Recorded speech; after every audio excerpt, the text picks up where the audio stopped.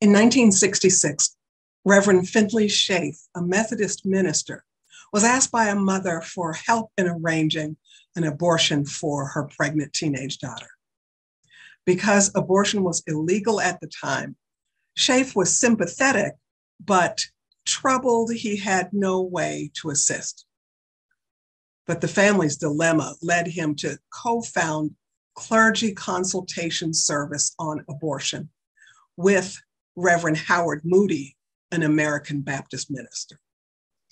Empowered by their faith, they agreed to help women with unintended pregnancies to gain access to safe abortion care providers.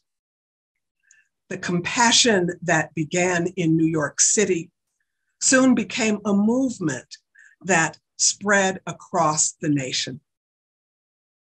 CCS was the forerunner of the Religious Coalition for Reproductive Choice. During that era, there were very few women who were ordained as clergy.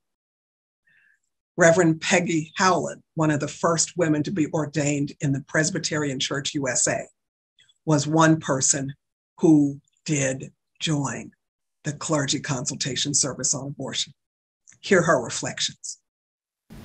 A minister friend of mine that I'd gone to Princeton Seminary with years before called me and asked me if I would accompany a 16-year-old girl to Puerto Rico for an illegal abortion.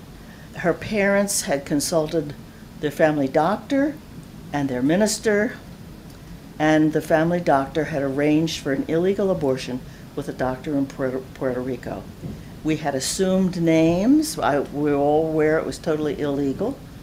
And I was called Martha Hill on my plane ticket and on the hotel reservation down in San Juan.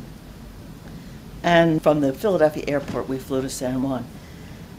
An article was printed on the front page of the New York Times about the formation of the CCS.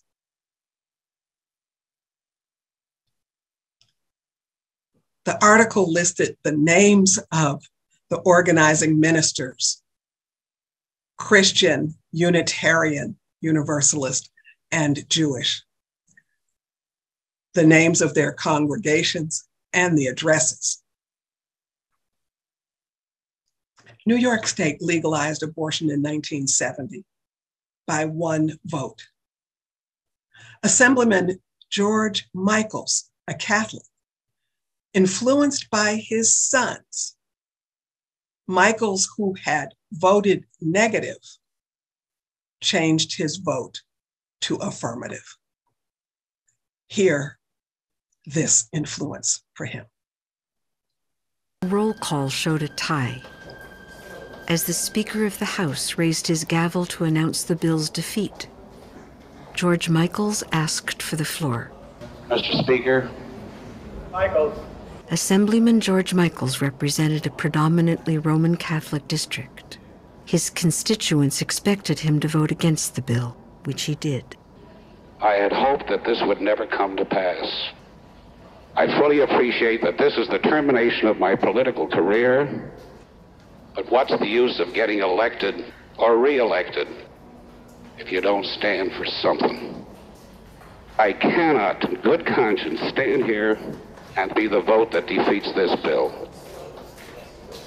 I therefore request you, Mr. Speaker, to change my negative vote to an affirmative vote. So there we go. This is our history. May it ground us. May it inspire us in this moment. For more information about the Clergy Consultation Service, please visit the RCRC website. Thank you so much, and tell a friend.